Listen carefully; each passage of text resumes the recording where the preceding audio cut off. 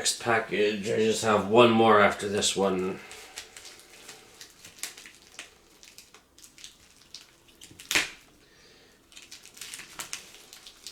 Oh, that's not going to work.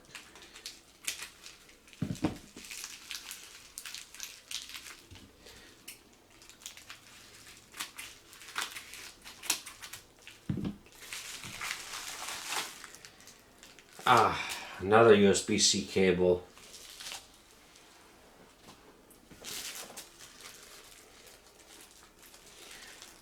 Nice. This is a little bit of a longer one. I did get this short one because I realized this one I was getting was a little bit too long for what I wanted. So I got this short one. So now I got these two so I can use this for something else. Alright, hope you enjoyed this video and have a good one.